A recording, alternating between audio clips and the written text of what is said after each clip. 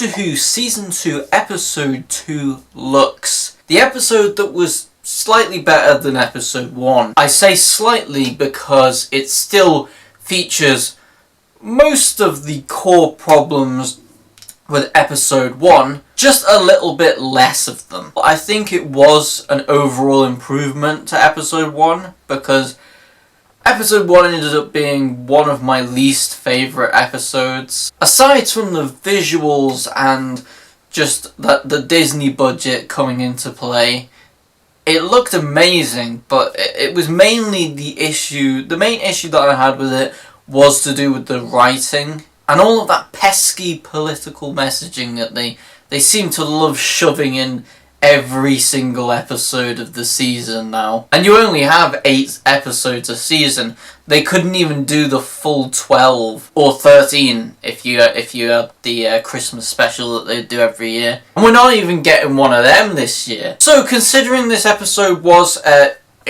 little bit better than the first one, which I guess is some improvement, so I'll take it. The show still managed to lose almost a quarter of their full overnight audience, as approximately 420,000 people did not stick around to find out what would happen in Episode 2, at least in the overnight viewings. And of course this did apply with the viewing figures as well for the 7 days. So it's not just a case of people watched it later on, it's a case of people literally didn't watch this episode that watched the first one. Also, I've taken up a new hobby, which is making people who have never had any female interaction in their entire life and who live full time in their parents' basement, crying over internet critics and making them cry even more. The benefit scroungers, scum of society, the people who could contribute positively but just can't be bothered to. So overall, my little hobby might actually be improving society as a whole. So long may it continue. The type of people to lie about things and then also make up fabricated stories about their life just so that they can tell it to their 5 friends and 2,000 Instagram followers or whatever. The type of people who started putting pronouns in their bios just so they felt like they could fit in. And because they're scared that if they don't, they're gonna get called the dreaded bigot. The type of people who rush to go and do something simply because somebody else told them to. Ha! Yeah, shove your head in that microwave over there because it'll definitely save your nan. Anyway, chromosome lacquer's over. Let's get into this full episode breakdown. We start off the opening scene by showing off the incredible cinema set which they created specifically for this episode. Yes, they literally, instead of going out and finding a cinema to film in, they had an idea for one that they wanted, and they wanted a very specific look for this episode. So they just went out and made a 360 set, which I'm pretty sure was just a full 360 degree set of a cinema, which was absolutely huge and probably cost an absolute bomb to create. It's really starting to show that Disney budget, and they're putting that Disney budget to good use, especially for this episode. They then establish a character who basically their entire role is to sit there and play the movie. And he goes to grab a movie from the back, which there's loads of them, because movies were actually made pretty decently back then. Nowadays it's actually rare to find a good movie, because most of them are just genuinely, completely just shit. As you can probably tell by now, this is set back in what most people would probably call the good old days, where people actually had good movies to watch, not just slop with a message attached to it. He then plays a very, very annoying song, which, to be fair, is very, very catchy. People are going to be probably singing this for days to come, possibly even weeks or months or even years to come. So it's very, very catchy. But yeah, having this in there probably doesn't help the rewatchability of this episode. Like back when I used to watch Doctor Who and it was like 2010, 2011, you were like in the Matt Smith era, Doctor Who was going really, really strong. You'd finish an episode and then you would instantly rewatch it about 2 or 3 times, and then over the rest of the weekend you'd end up rewatching it again, and Monday morning would roll around and you'd probably rewatch that episode like 4 times already. So rewatchability is pretty important when it comes to episodes, and you know, realistically, if an episode is really well written and really, really good, you're going to want to rewatch it again. And I think they put this like really catchy song in the episode so that people remembered it, not necessarily so that they rewatched it. Then some mysterious light comes down and bounces off a spoon. Honestly, I genuinely only think that spoon was put there so that the light could reflect off of it. If that spoon was moved a little more to the left, to the right, to the back, to the front, flipped over, whatever, the light would not have bounced off in the same way that it did. Which makes me think that this was just put there for the sake of, we need something reflective for the light to bounce off of, so we're going to use a spoon because it's a really common item. Like, what if this guy had like used his spoon to eat some chocolate cake, and then this entire episode would not have existed because the light wouldn't have been able to bounce off the chocolate? Although the next scene probably counteracts that, as the light then bounces off a wall poster. You know wall posters, them things that are renowned for being really, really reflective? Again, you may as well have had it bounce off a chocolate cake and then bounce off the wall poster and then bounce off of a shoebox and then bounce into the projector light. Because that probably would have made just about as much sense as that actually did. As these episodes are going on, I've found out that if you surgically remove your brain, that you're probably more likely to enjoy the episodes. Doctor Who sure does know its new target demographic: people with surgically removed brains. The light then makes Mr. Ring-a-Ding, yes, that's actually what they decided to call the main villain of this episode, Mr. Ring-a-Ding. Now, when I was younger, if I went around calling people Mr. Ring-a-Ding, people would probably just think I'm insane or have lost the plot. Nowadays, if you go around calling people Mr. Ring-a-Ding, you'll probably get called racist and then hung or probably shot or publicly executed. Although one thing that I do like about this whole sequence is that they used the idea of Mr. Ring-a-Ding climbing out of the actual screen as a marketing ploy for their Instagram. So they actually did a post where they basically made a smaller post within that post and then made the... I'm just going to call him Lux from now on because I just don't want to start repeating Mr. Ring-a-Ding over and over and over again. But yeah, basically they had Lux climbing out of the post on Instagram, and I thought this was a pretty creative way of promotion, to be completely honest with you. It looks like the creative marketing team have finally put that name to good use.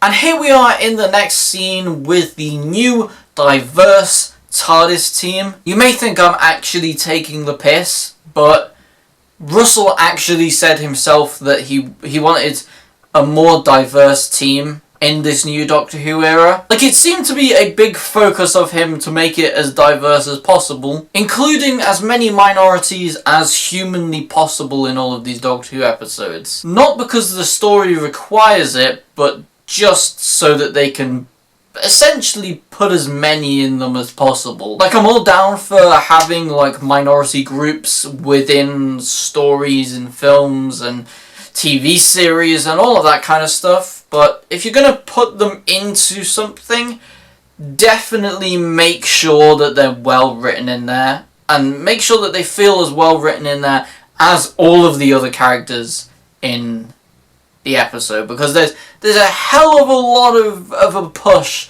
for this new like diversity kind of thing, diversity hiring, where essentially they hire for the sake of diversity instead of hiring somebody who can do the job the best. Which, when you're making a TV series which has a legacy of over 60 years, your main focus should be finding the best people to do the job the best, regardless of any factors in that case. An example of this as well is that I do find it quite funny that Russell T Davies made this huge push about adding a wheelchair ramp into the TARDIS. And, you know, when I first saw this, I thought, oh, okay, maybe for Wilf, because Wilf was in a wheelchair when we saw him in Wild Blue Yonder, but then we found out that that was the only scene he was actually in. And then, okay, I was thinking, okay, well, what about the disabled unit character? Maybe she'll go into the TARDIS. No, that didn't happen. They added this wheelchair ramp into the TARDIS, they made all of these ramps so that wheelchair users could use them, and then proceeded to not use them ever. I mean, as of right now, we are literally halfway through the second season. So we've had 1.5 seasons and a 60th anniversary specials, and we have never seen a disabled user use the ramps that were put in for them to use. Like, if you want to actually put these in here so that you can include disabled users and, you know, make them feel like they have a little bit more of a role within the Doctor Who universe, have people who they can relate to, then maybe actually use them. Because it completely defeats the entire point of them being there. So one thing I will give them is that the ramps in the TARDIS do look pretty cool. The new companion then flexes how mentally retarded she is by asking incredibly stupid questions that just didn't need to be asked. For example, the Doctor says that they cannot get back to Earth because they keep on bouncing off that specific time zone. And then Belinda, straight away after this is said, replies asking if the Doctor can get her home. You would think that because they are trying to push her as this intelligent character, that she would really know this. I mean, the Doctor literally just told her about 2 seconds ago, and what, does she just forget this now? And just ask... It makes literally no sense in terms of the actual dialogue.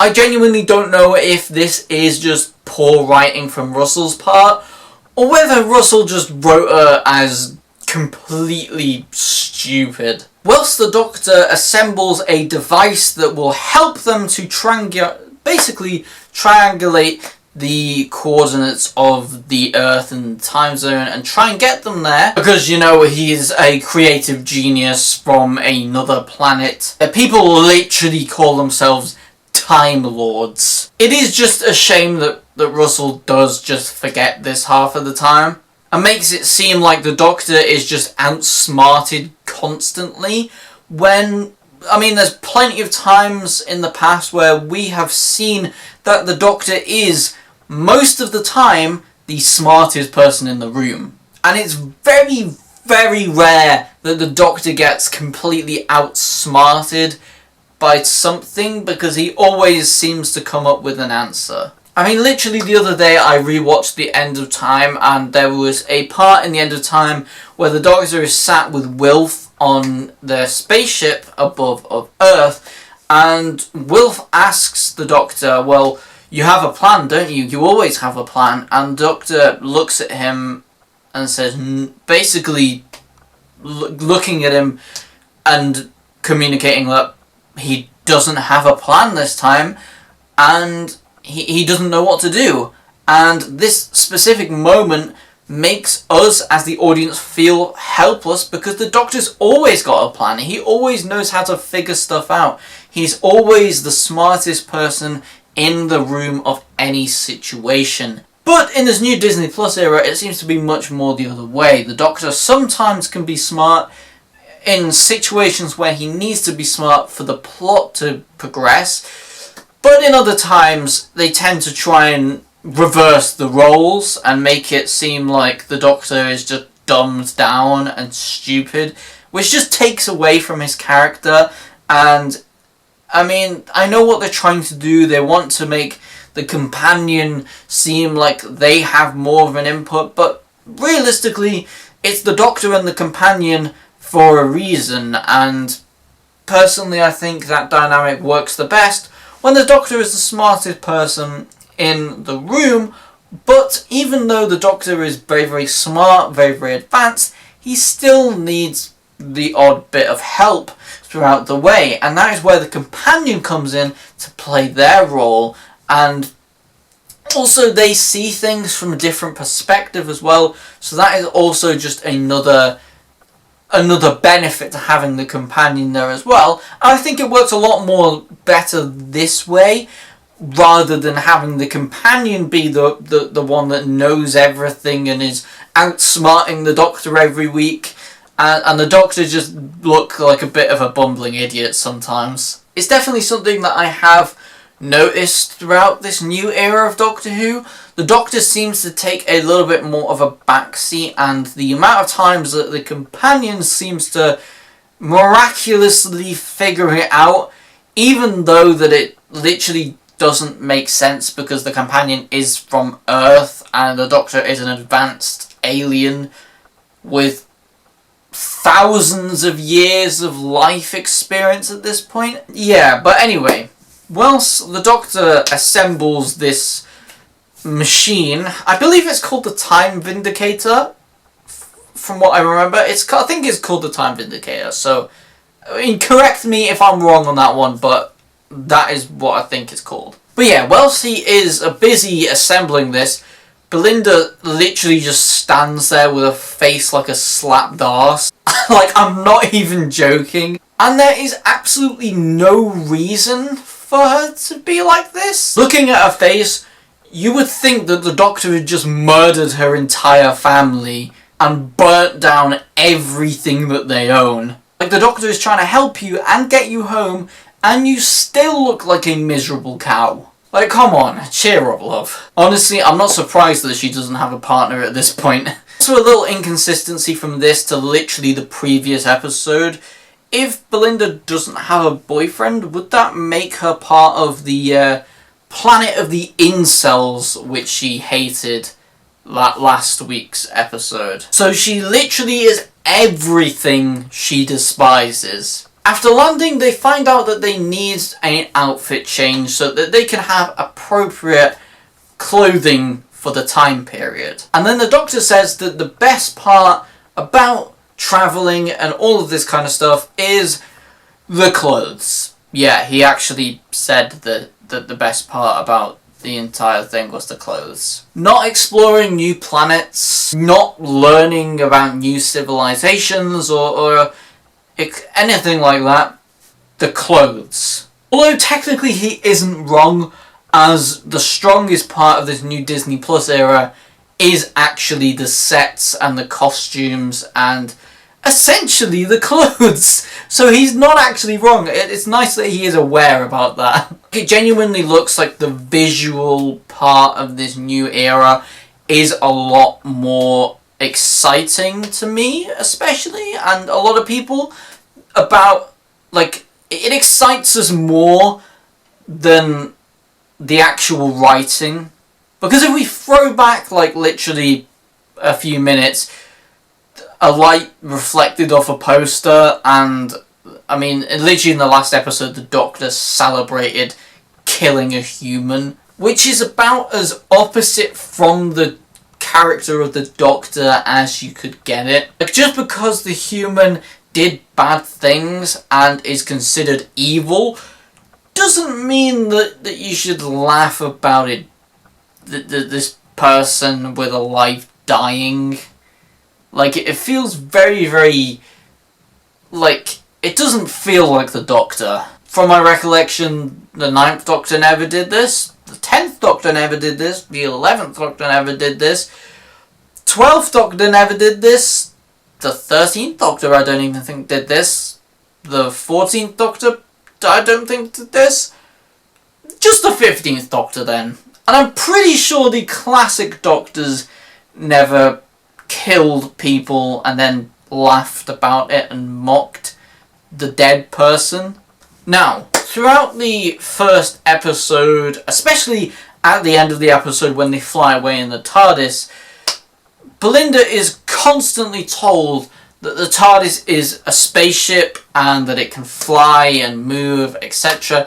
She's even shown this at the end of the episode when they open the door and can see that they are clearly in space and there are other planets around them. And as they keep on trying to tell us in the previous episode that Belinda is very, very intelligent and she's, you know, she's a lot more than just some random human. She's a very intelligent, strong person. But I can't help but see that she just keeps on disproving this at any opportunity. She says, "It's moved," and acts really surprised, even though that literally, 30 minutes ago in their time, she was stood looking down at a destroyed planet. Yeah, that doesn't seem to add up. Did Russell just forget that they finished the last episode like that? Because this line doesn't make any sense now. She knows that it can fly through time and space, but seems very surprised that the TARDIS moved. They then find a cinema which is chained shut, and they decide that they are going to go and investigate a little bit further. As the Doctor kind of gets this urge that he can't, like, he gets this itch that he wants to go and investigate things, and yeah, he wants to go and explore and investigate things, which, to be fair, this is a part of the Doctor's character that Russell does get right in this, so I guess that is a positive in this episode. Belinda then goes and compliments the Doctor by calling him Scooby-Doo. And by compliment, I mean mocks the Doctor, because she basically just called him a talking dog at this point. And why, we'll literally never find out. It genuinely doesn't make sense. I mean, the only thing that I can think of is because Scooby-Doo solves mysteries and the Doctor wants to solve a mystery. But considering that this cinema's supposed to be like borderline haunted, I guess, like the films play to empty cinema rooms and nobody knows why, so it's supposed to be haunted. Wouldn't it have been more fitting if they would have called them like Ghostbusters instead? Also, I'm pretty sure in Scooby-Doo, most of the time the dog doesn't actually do a lot of the exploring. Like, yeah, the show is called Scooby-Doo, but the dog Scooby doesn't do a lot of the strategic planning of the group. If anything, Fred seems to be kind of like the leader of the group who sort of logically thinks and plans what they're going to do. So if anything, the Doctor would be more accurately Fred if we go off personality. But then the Doctor just goes, "Honey, I'm Velma." Yes, men saying that they are women. Ha, I'm sure that definitely will never come up again in this episode. Just in case people didn't catch it the first time, I genuinely do feel bad for the people who burst out laughing when that was actually said on screen because they thought it was funny. Because, haha, Doctor is man and he said he is woman.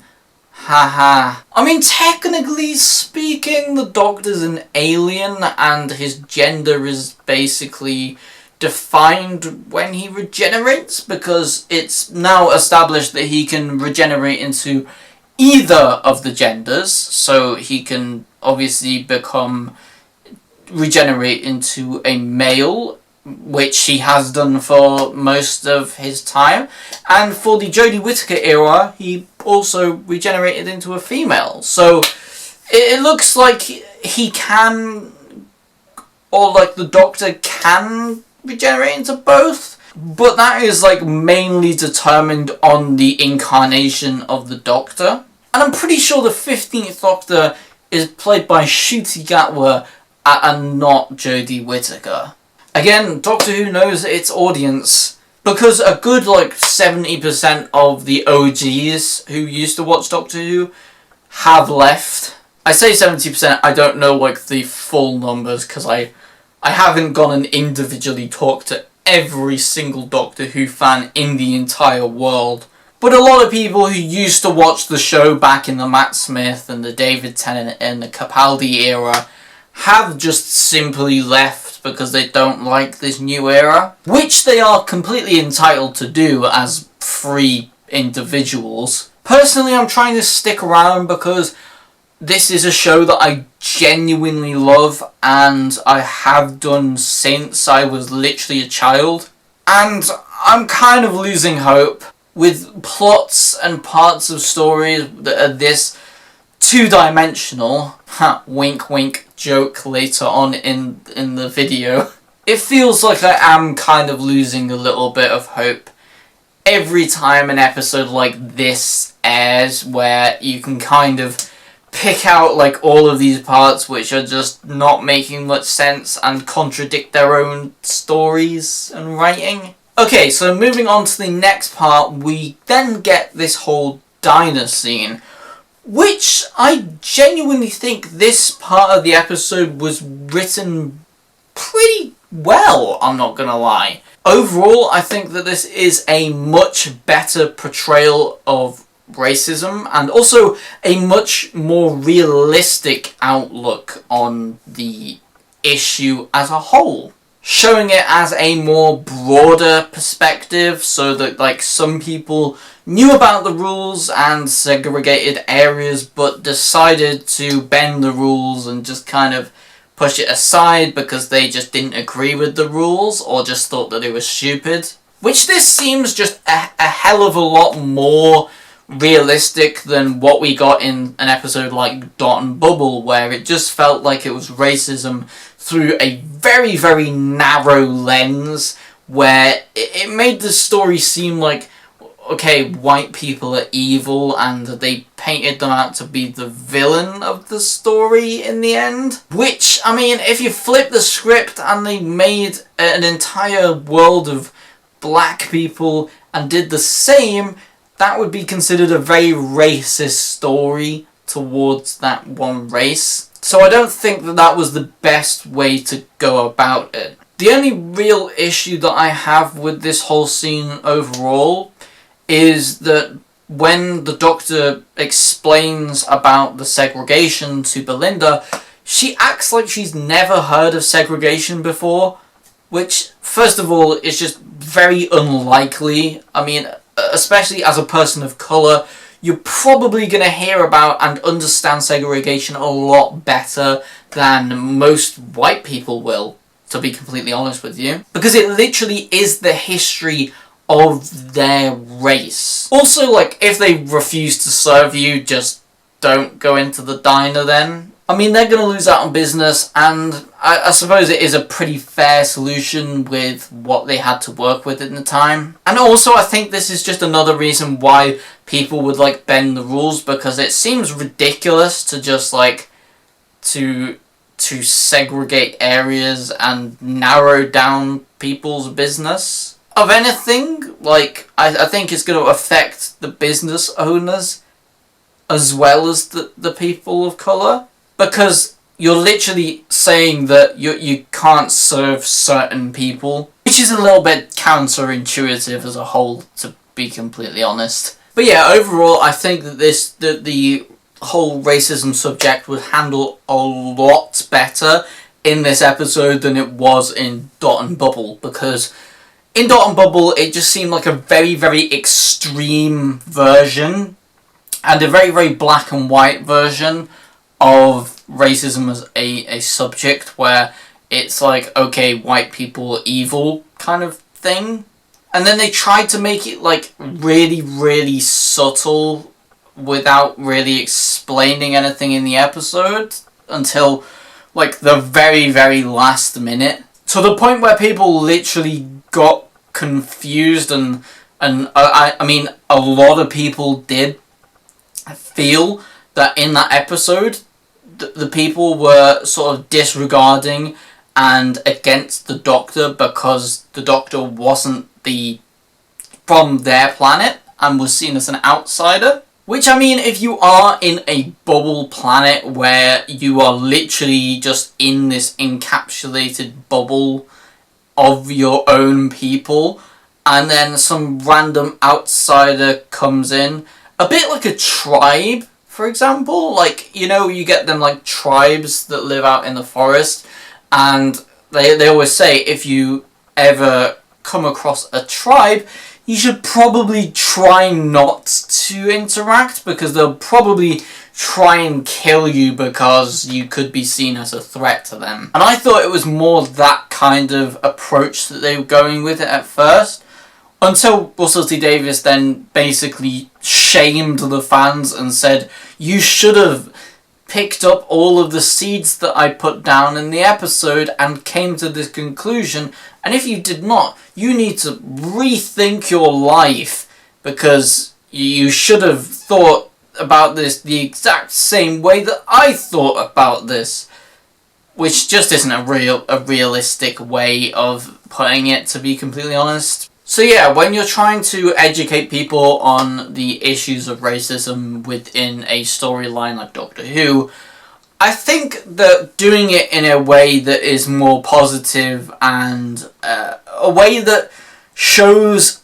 two sides of the coin is a much better and effective way of educating people on it, because you're showing people two sides of a coin. You're showing them the bad side of the coin, and you're also showing them the good side, you know, the faith in humanity at this time as well, because there was faith in humanity and not everybody in the entirety of the world was evil at this point. Yes, there were a couple of very evil individuals, but you can't just tar everybody with the same brush in this specific outcome, I suppose. So yeah, I've got to give it to Russell. I think that he wrote this story a lot better in terms of that actual part. To be completely honest with you, I'd probably rewatch this episode more than I would do Dot and Bubble. They then enter the cinema and try and just walk up to the owner, and then they end up coming face to face with the cartoon Lux. Now, what do you do when you see a male cartoon that you can't explain and that is interacting with you? Like, what would you do in this situation? Yeah, that's right, Belinda. Insult him for absolutely no reason whatsoever. Also, for some reason, she points out that interactive 3D live animations were not around and an actual thing back in the time period of this episode, which I think that doesn't really need to be explained. It's pretty obvious, so why have that as dialogue? It doesn't really make that much sense. You're literally at this point just stating what everybody already knows. It just makes for very, very dull dialogue. It's like me going up here and going, that wall is grey, Doctor. The wall is grey. Like, it just doesn't really add to anything in terms of dialogue with the episode. And a pretty good rule of film is, don't just have dialogue that tells everybody everything, show it. Like, that is a big thing in the film industry, show, don't tell. And in this situation, they seem to be telling it and showing it is, so yeah. But then again, if the new target audience of this new era of Doctor Who did have more than one brain cell, then maybe you wouldn't need to tell them all of this really obvious stuff that they should already know. As the deranged cartoon laughs, they find out that it did the same laugh as was in the giggle, which means that that Lux is in fact a god, and is the god of light in this story, which I think is pretty cool. I like that they are going down this route of doing big godly characters. it definitely ups the stakes and the threat, like, in the episode. Just isn't. It's just a little bit of a shame that Lux doesn't seem that much of a threat. Like, he could. In times we find out that Lux does just imprison people in film, and that's kind of like his thing. Which, if he can just do that in the cinema room and just do it on cue, why wouldn't he just do it to the Doctor and Belinda instantly? And the fact that he doesn't do it, again, takes that threat level and brings it down a little bit. I actually kind of like the whole "don't make me laugh" thing, which Lux keeps on saying throughout the episode, like, "don't make me laugh," which, funny enough, makes the Doctor sort of... It feeds into the Doctor's nature to where if you don't ask him to do something, if you're like, "don't make me laugh," the Doctor just instantly starts thinking, "oh, why shouldn't I make him laugh?" And then that all starts leading, and the curiosity builds up to a point where the Doctor ends up making him laugh, which I think was that was a very neat reveal and a good way to do it, rather than just being like, "hey, I'm Lux and I'm a god." Yeah, I much would prefer if they did the way that they did. So yeah, that is very, very good. One thing that I don't really understand though is all of the letters just fall off the front of the cinema for absolutely no reason whatsoever. Like, maybe, okay, if Lux had control somehow to some explosives and detonated some warheads underneath the earth or something, and that shook and then brought the letters off the front of the cinema, that might make a bit more sense. But no, they just kind of fall off, and the ones that are left there are just Harbinger. And I guess they simply did this because it looked cool for the reveal. Kind of like how the Sutekh reveal made, like, no sense, and that they just literally had the screens glitch out and then have words appear, and then it was just Sutekh out of nowhere. Also, I don't get why they needed to do this as well, because literally just a moment before this actually happened, they told us and they showed us that Lux is a god. And why do they need to have Harbinger appear on the front of the cinema to tell us again that Lux is a god? Because they've already done that in the story. So I think it was just mainly for cinematic effect, which is not the best reason to do something.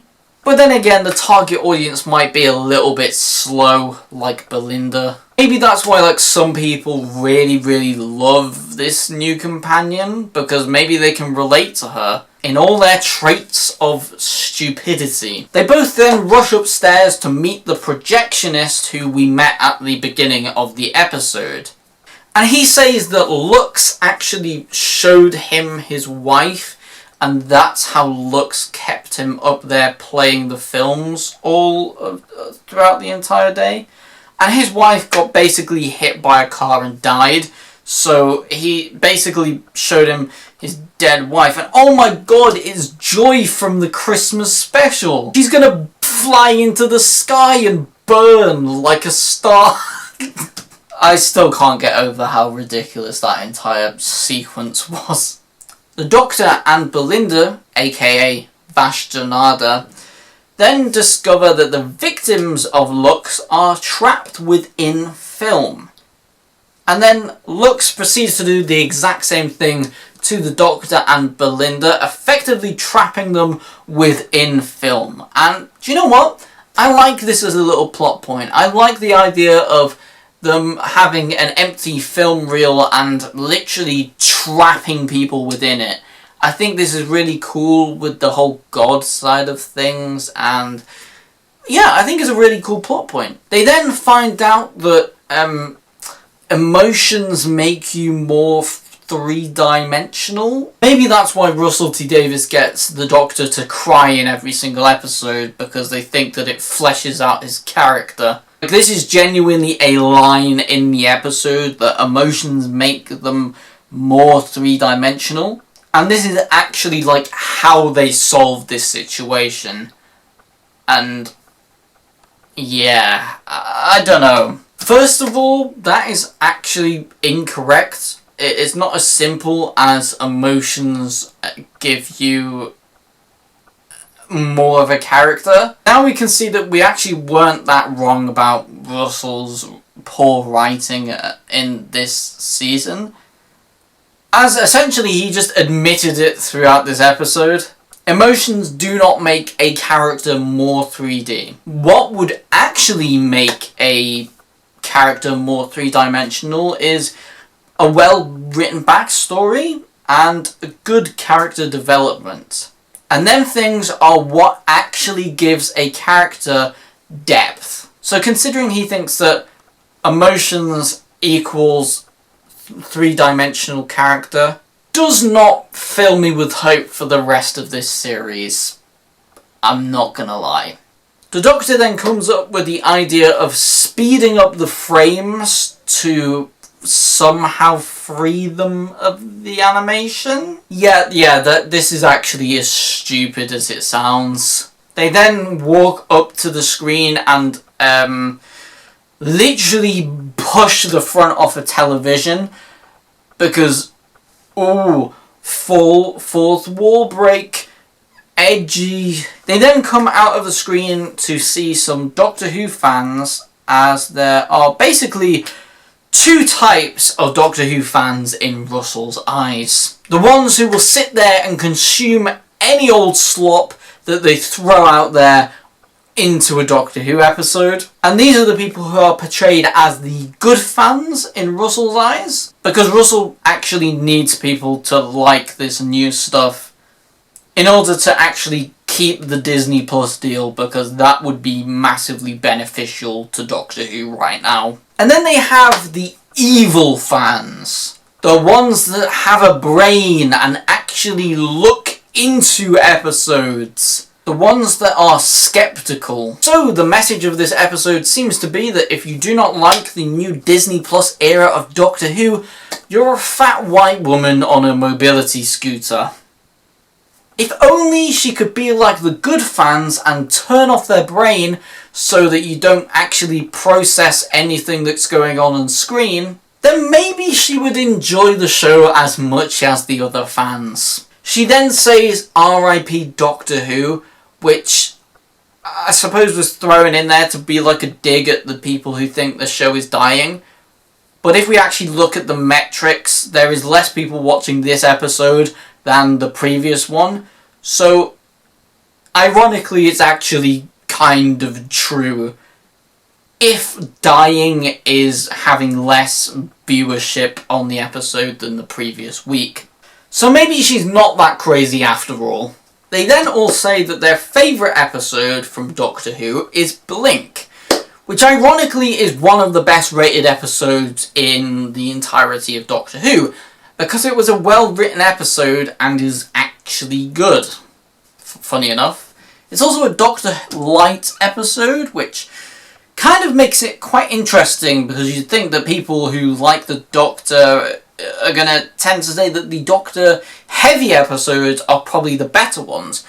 But in this case, it defies all of the odds and really shows that you don't have to have the Doctor fully in an episode to make it a good episode. You can have a Doctor Light episode and it actually be well written and it actually be good. And the funny thing is that this is basically just Russell trying to say that that fans only like the old stuff and for some reason don't like this new Disney Plus era. And maybe instead of taking the piss out of your own fan base, you should actually reflect on maybe why people are not watching this new era as much as they were the old era. Because we all know Doctor Who fans who used to watch the show back in the day, like back when I was in primary school.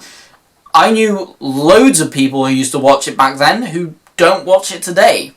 And maybe that is just because Blink was a genuinely well-written episode that included really, really fun, fleshed-out characters who we genuinely cared about because they had a actual personality, and that a lot of these newer episodes just genuinely don't tend to be as well written as the other ones. Belinda then asks what Blink was about, and the Doctor Who fans give, and I say fans in quotation marks because no actual fan would say this about Blink. Like, anybody who's watched Doctor Who and watched Blink would know that Blink is a very, very standout episode.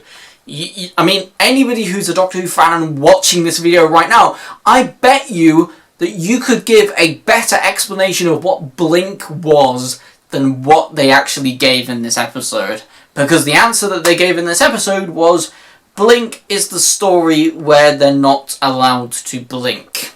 Yeah, that might be the explanation for some of these more recent episodes. Like, fans may be able to give more dull explanations because there's actually not as much going on in these new episodes. But episodes around this era of Doctor Who were a lot more than just a whole simple episode. Like, you can't really say that. You've got to, like, for a fact, I would know that the first thing people would talk about in Blink is how strong the Weeping Angels are as a character, and how we meet a brand new character, Sally Sparrow, and she becomes this really, really beloved character in this episode, considering that she's literally only in it for this one singular episode. Maybe it's not a good idea to just outright insult your long-time viewers in favour of this new wave of viewers who, for some reason, you think are going to blow up New Doctor Who, because you might lose 400,000 more viewers. I love how Russell literally points out and criticises his own writing, but then he kind of goes and flips it and blames the fans for your poor writing, which again doesn't make sense. Because essentially what he is saying is, if only you turned off your brain and stopped looking into these episodes as much, and just consumed this poorly written, mushy slop, then everything would be amazing. Which just isn't how it works. If you wanted Doctor Who to be better, then the only logical point is to write better episodes. And by writing better episodes, I mean write good quality episodes that people are going to enjoy. And yes, that may mean that you may have to sacrifice shoving loads of political opinions into every single episode of the new season. If you've got to stop doing that to get a bigger audience, when your main objective as a television show writer and creative individual should be to get as many people watching your show as possible, not ripping the audience in half and putting a ton of people off of watching your actual content. Because realistically, I'm watching this new season, like 60% of the reason why I'm watching this new season is to make these videos, because it's kind of a tradition on this channel since they brought back the new Doctor Who seasons to do this. So I think that pretty much says a lot. And of course, there are some really, really good things about this new season, but they are also hit with a pretty equal amount of bad things which don't make the story good. And it's that collection of bad things that are genuinely putting people off watching the actual series. Like, on one hand, I really, really like the idea of trying to represent the fans in the show. Like, I'm all for this whole, like, fourth wall break, showing fans of the show, having, like, the Doctor meet the fans of the show. Like, that is a really, really cool concept, but they just have to go and ruin it by throwing in all of this, like, oh, R.I.P. Doctor Who, and, like, all of these digs at the fans who made the show what it was today. Like, essentially the reason why Doctor Who is as successful as it is today is because of them fans. Because if all of these people didn't enjoy and watch it back when David Tennant and Matt Smith was the Doctor, Doctor Who probably wouldn't be around right now as it is. And this series is your make or break. This series decides whether your next season gets greenlit by Disney, one of the biggest streaming services in the world. So you need to be attracting more of them fans that enjoyed it and get them back into watching Doctor Who at the same time as attracting new fans instead of literally shunning 400,000 people away from watching it.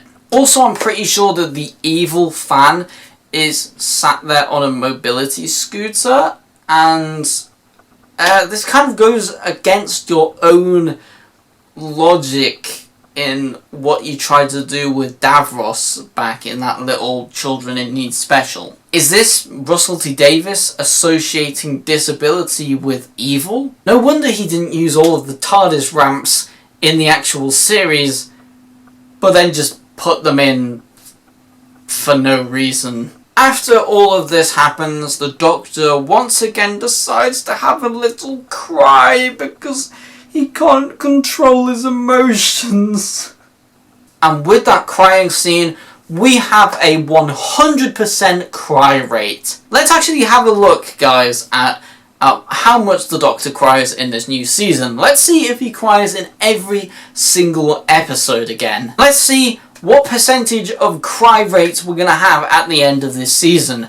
Because I have a funny little feeling that it actually might be 100%. At this point, the Doctor then finds out that he can burn the film using the hot lamp behind in the actual projector. And he then finds out that he can stop the film, which I'm not sure how that works from being inside of the film.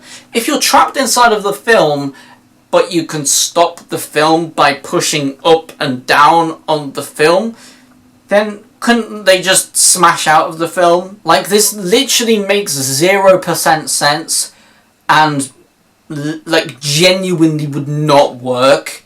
After escaping the film, the Doctor then uses his regeneration energy to heal the cut. Sorry, the burn on his hand. Oh, sorry, not regeneration, bi-generation. Because we have to include in this new Doctor Who season something that sounds similar to bisexual, because it's part of the LGTB community, and we need to include a nod to them for some reason, even though it has literally nothing to do with that. Also, the whole bi-generation thing was just a ironically terrible idea. Like, the idea that all of the Doctors split into two at this one point. It kind of shows a little bit of inconsistency, because you could have Doctors crossing over left and right, and obviously this doesn't happen, otherwise the entirety of the universe would turn into a paradox, probably, or something like that. But I'm not going to get into the whole bi-generation thing in this entire video, and why I think it's ridiculous as an actual concept, and why it just doesn't work. Like, yeah, it's fun for that episode, like having the 14th Doctor and 15th Doctor do it. That's alright, but when you have, like, every Doctor doing it at the same time, again, that just doesn't make much sense. Also, one thing that I didn't really get about this part of the episode is how the Doctor can heal the burn with his, let's just call it regeneration energy, because I'm pretty sure that he was only be able to actually heal himself with this regeneration energy, because I'm pretty sure that he was only actually able to heal himself with regeneration energy when he was close to death. And I think when he's like close to death, the regeneration cycle starts, and that's what allows him to basically heal any cuts on his hands or face. Like, for example, in the End of Time, he is only able to heal the cuts on his face after he was hit by that radiation energy. That is only the time when he could heal them cuts on his face. So yeah, I'm not too sure how that whole thing works, because it only seems like when the Doctor is in state of dying, or just after a point where he's in this regeneration cycle, is when he can heal himself using this regeneration energy. Otherwise, he could literally get his arm chopped off and just regenerate a new one on. And the Doctor actually did that in the Christmas Invasion with the Sycorax when they chopped his hand off and he just grew a new one. And the actual explanation for that being how it was is literally because the Doctor was within a certain amount of hours of his regeneration, so that he still was basically emitting excess regeneration energy so that he could actually grow the new hand. If he would have done that later on, he would have just not been able to grow the new hand. So yeah, another pretty inconsistent part of writing again, which just Russell essentially is just ignoring what he wrote because he wrote that episode. Well, he actually wrote both of them episodes, so he should know his own lore, which he wrote about the Doctor. So he should know that he shouldn't be able to, heal the burn on his hand by using this regeneration energy, because he's not within the first couple of hours of his regeneration cycle. Doctor then gets captured and flung into a wall by this CGI film, which, to be completely honest and fair, I think this looks really, really good.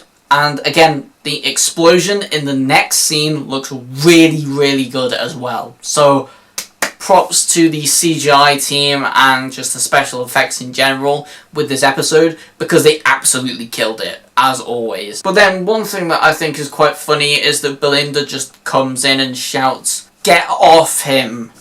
Like that's actually gonna help.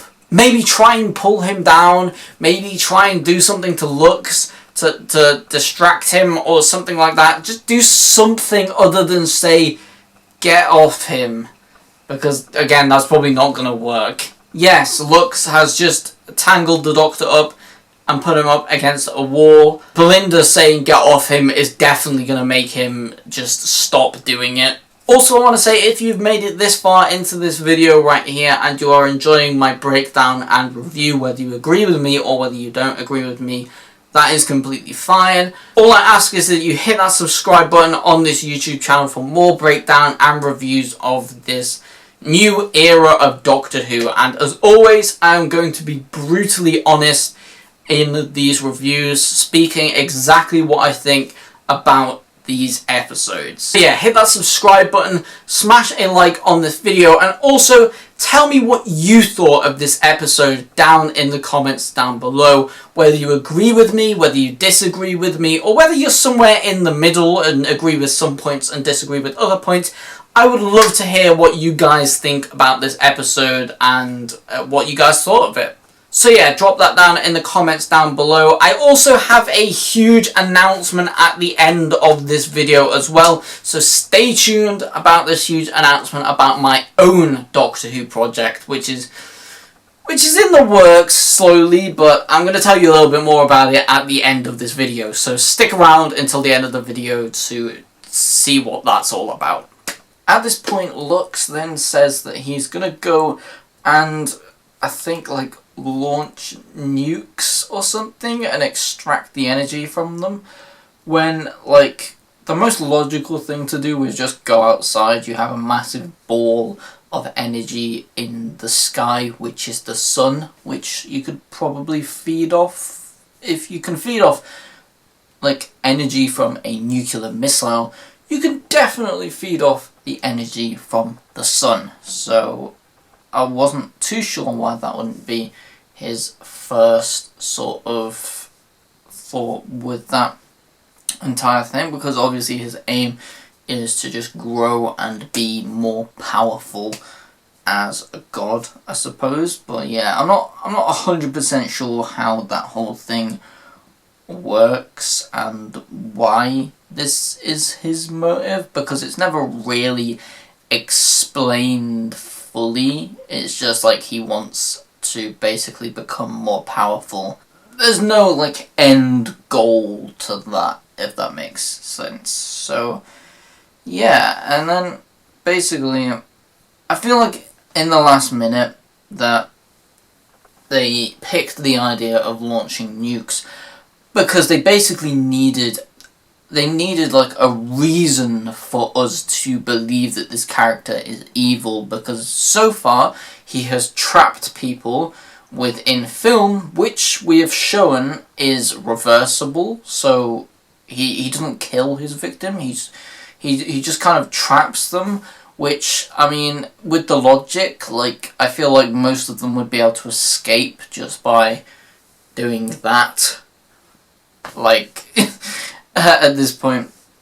So there's not really that much of a threat from the villain, and, like, if he wanted to just launch nukes and, like, not kill people in the entire planet, he could just launch nukes over the ocean and harvest the energy from them that way.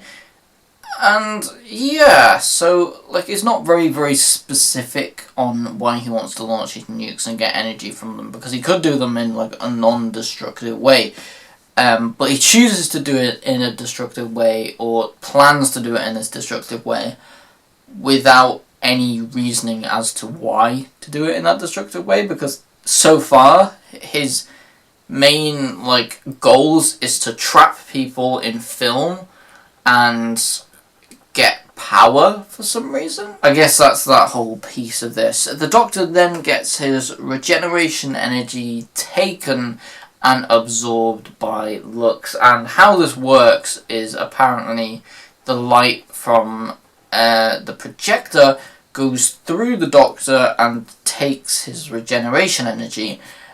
Funny enough, this just hasn't been established before in this episode. This just pops up now to make there some sort of threat. But you'll see very soon that this threat is very quickly obscured and pushed to the side as something that just isn't a threat at all. So yeah, basically Lux is absorbing this regeneration energy, and the Doctor just doesn't even try to stop him at all. He just kind of, he doesn't try to get down, he doesn't do anything. He just literally sits there suspended, waiting to get his regeneration energy taken from him, which is interesting. And then Lux then pretty much turns into the most ugly thing I've ever seen in a television show.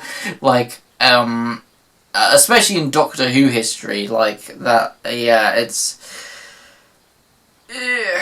it was definitely an interesting choice, and I think they picked that look to try and make Lux seem more scary, because, I mean, the villain doesn't have that scary factor to him. He just sort of exists as this cartoon, and obviously there's no real stakes to what he's doing because he's just trapping people, and clearly the Doctor and Belinda got out of that trap very easily with absolutely zero effort really whatsoever. Like, he just burnt his hand, and that's kind of the only side to getting out. So these people could probably quite easily escape within a few days of just trying different methods of escaping.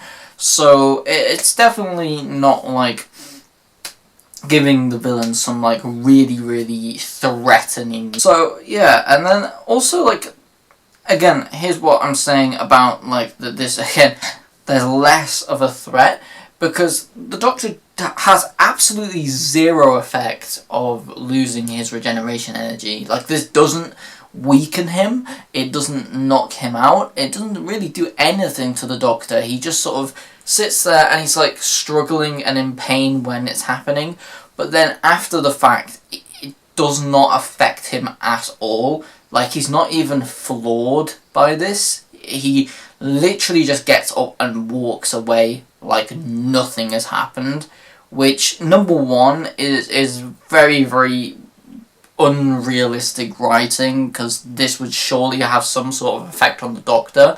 And number two, it's just like acting wise as well. Like, Ncuti could have at least acted maybe like there was some effect to having this regeneration energy removed. Like, maybe he'd be weaker and you know, a little bit more, you know, easily defeatable without as much of his regeneration energy, or something like that, because we got absolutely nothing, and that just makes it look like, you know, at first we think it's a threat because the Doctor seems a little bit distressed, but then again, he doesn't even try to stop it. He just sits there and lets it happen.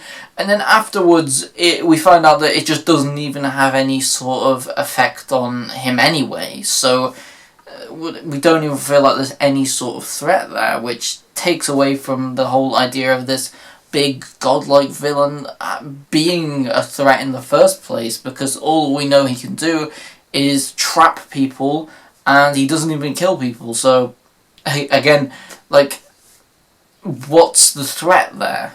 Like, are you threatened about being trapped in some film which you could probably escape from within a few days just by trial and error? So it's just a very, very interesting way that they sort of went with this and in this story.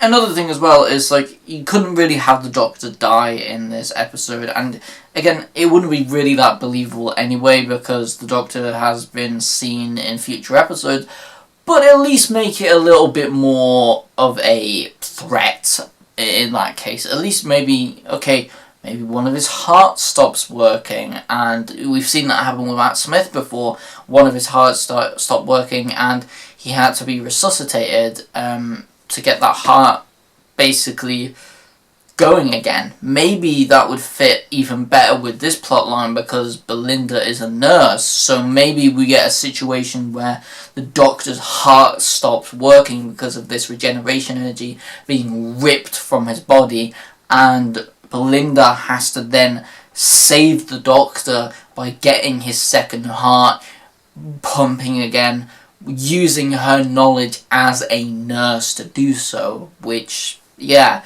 again, I think that would have been such a more interesting idea to explore, and also just something that would raise the stakes, like that this character is willing to kill somebody and take them out, and it's just the fact that the Doctor has two hearts and not one, which saves him in that sort of situation. So yeah, that definitely be a bit more of an interesting thing to do with something like this. And yeah, and then they write this like line in, which is just insanely illogical. Like, this is the worst line I've ever heard in Doctor Who in the entirety of the 60 years it has been on air. And yeah, it just doesn't really work. The line is, "I am a Time Lord. That means I know what time it is."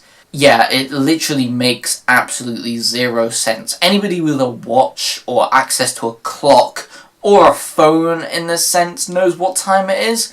So, and the whole point was to point out that it was daytime, and this somehow will affect and cancel out the light or something. Yeah. Again, this is just not the best way to frame this.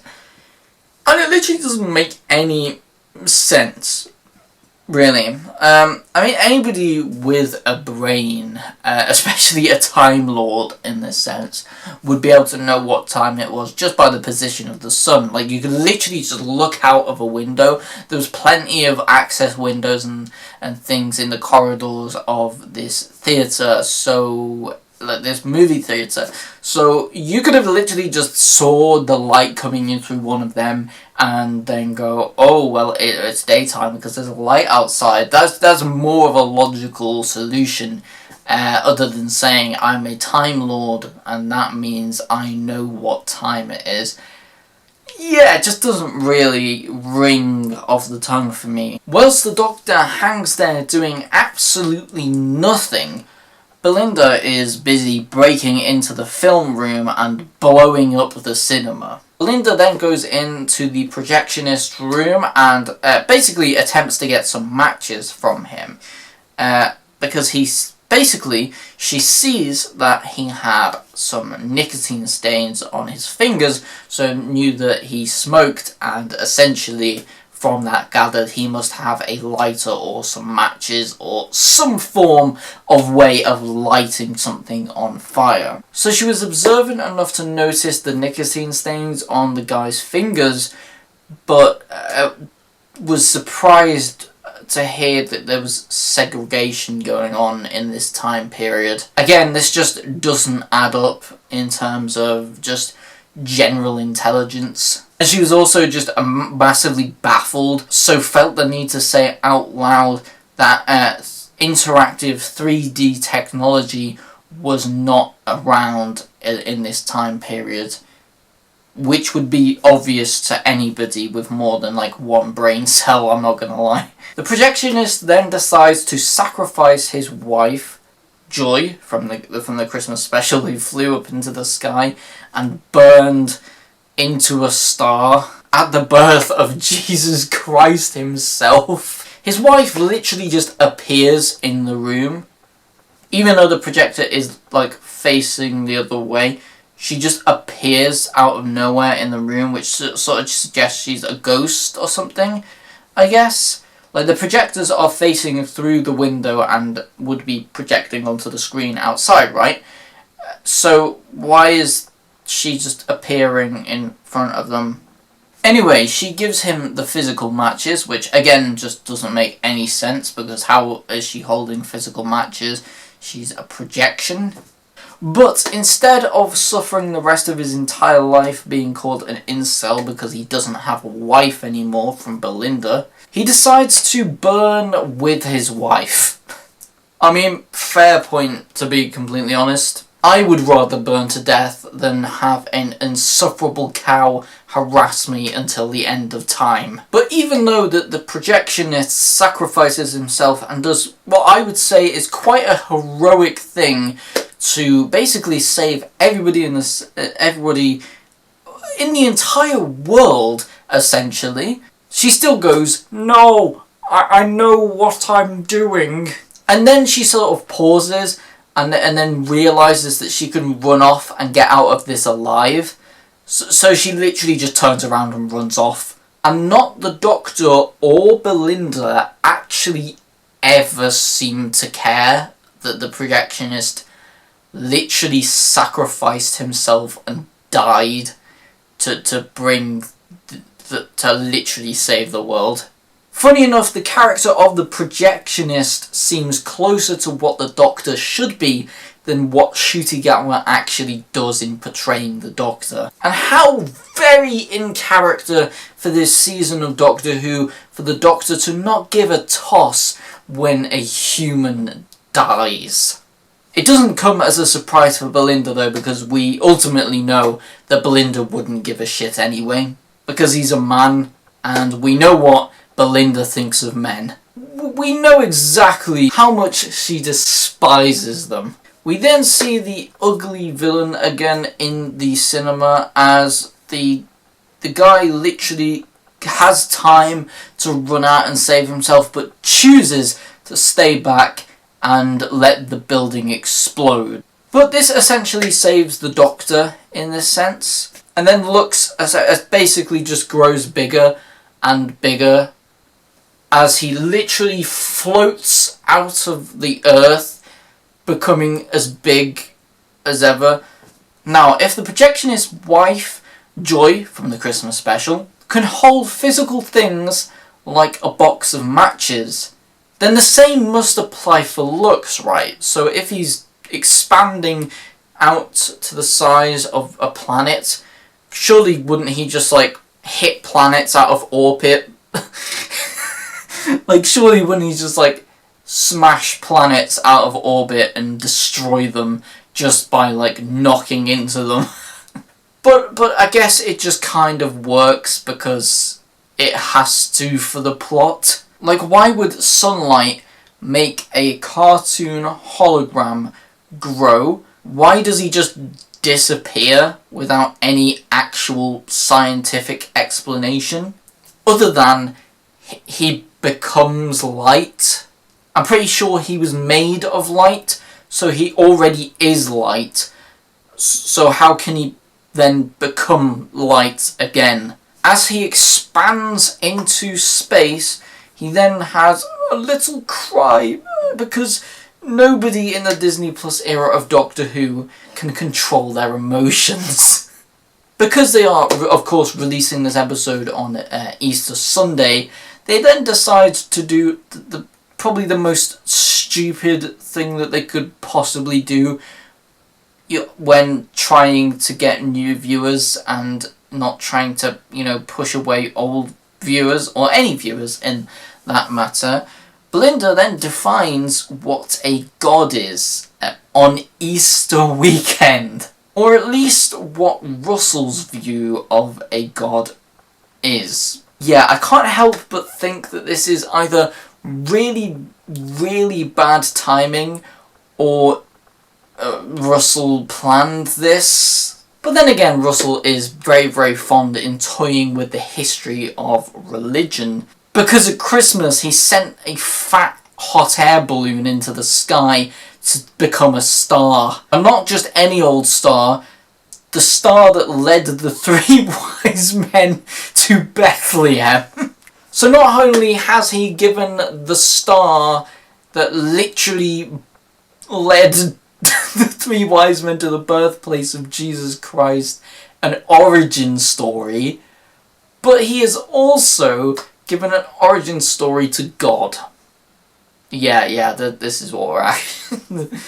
I'm sure that this definitely will not piss off any religious people who literally live their lives by this kind of stuff. Then the episode starts to come to a close as Mrs. Flood turns up because, mysterious, I guess. There isn't really that much of it. She doesn't really do that much at the end of this episode, if I'm not going to be honest. Like, she's just there for kind of just because she... Like, in the previous episode, she was the neighbour, so she kind of served a little bit of a purpose. In this episode, she literally just stands there and says, "Oh, look at this, it's a magic trick, the TARDIS disappeared.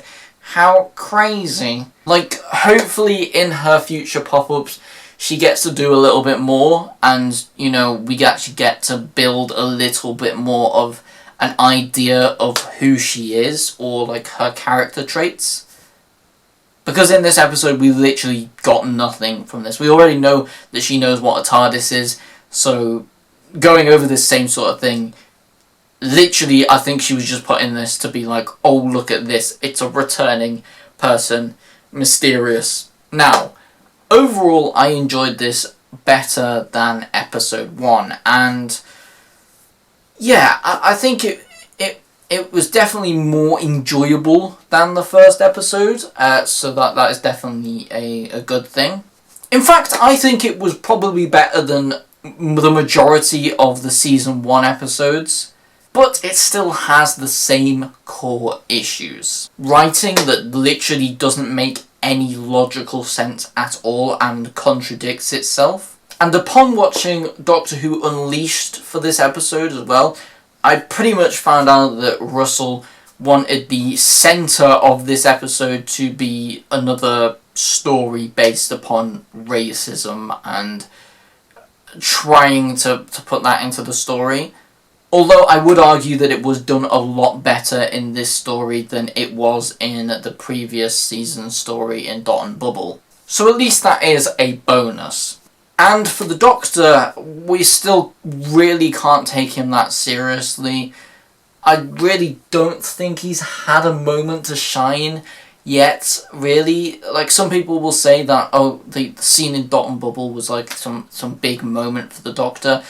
It didn't feel like a Doctor moment, to be completely honest. I think he could have acted it a lot more intensely and made us take him a little bit more serious, but there's a lot of things that do detract from that with this Doctor. For example, just the random over quirkiness of the Doctor. Yes, of course, I get the Doctor is supposed to be a quirky character. Keep him that way, of course, all the time. Definitely get that 100%. But when literally every other line that comes out of his mouth is either calling somebody babes or doing something that just doesn't feel in character for the Doctor, especially just not caring about people who have died. He didn't care about the villain who died in the previous episode, which is a little bit more understandable, but then you had the projectionist who literally who gave his life to save him and Belinda and the rest of the world, and genuinely did not seem to faze the Doctor at all. He didn't seem to care. In fact, he just seemed to forget about him for the rest of the episode, from what I remember. So, yeah, that doesn't feel very Doctor-like. And then there's the fact that he just cries in every single episode over anything like that. Like, I feel like somebody could shout at him the wrong way and he would take that to heart and cry about it. Which I think it's a case of desensitization to the actual emotion from the side of the audience, because if we see him crying all the time when there is an actual moment that they try and push as like a devastating moment in the episode, we're not going to feel anything for it because we've seen the Doctor crying so much that it just becomes a normal character trait of him. And Belinda is still as moody and insufferable as ever. Now, one thing that I am actually quite excited for the next episode, which I'm a little bit excited, like 10% excited for this next episode, because we really don't know a lot about it. We've only been shown a couple of shots from this next episode, and we really don't have a lot to get from it. So, I'm very, very excited to see what the next episode brings. And, there's definitely something that's given me a little bit of hope for the next episode. So, but as ever, we will be reviewing it and breaking it down on this channel for you guys. So, yeah, that is going to be a fun video and an interesting one as well. So yeah, that is pretty much the end of my breakdown and review on episode number 2 of Season 2, Lux. To conclude this video, I think that it was a better episode, slightly better episode than episode 1, and also I think it did beat quite a couple of the Season 1 episodes as well in terms of a good episode. But still, it seemed to be let down a little bit by its inconsistencies and writing elements, in my opinion. Just before we end this video, I would just want to announce, well, kind of announce but gloss over and say that I am planning on making my own Doctor Who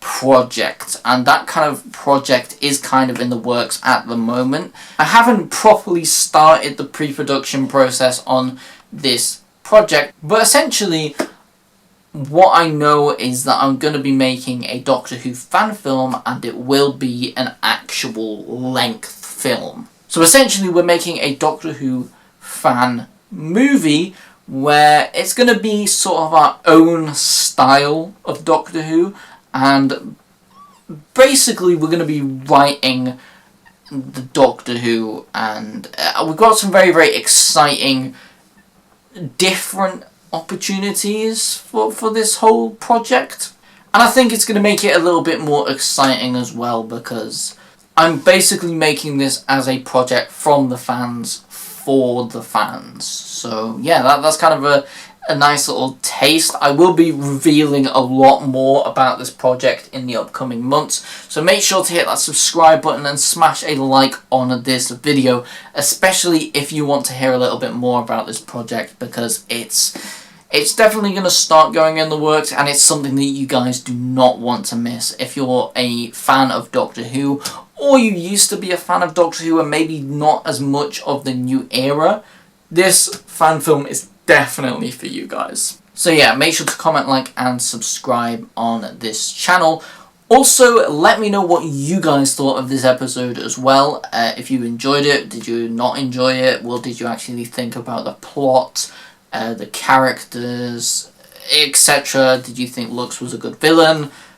All of them questions and more. Just go ahead and drop your thoughts in the comments down below. I always love reading through and seeing what you guys actually think of these episodes, and yeah, and just seeing what you guys agree with, what you guys disagree with. It's always fun. So go ahead and comment down below, like and subscribe, and I'll see you all in the next video. Peace.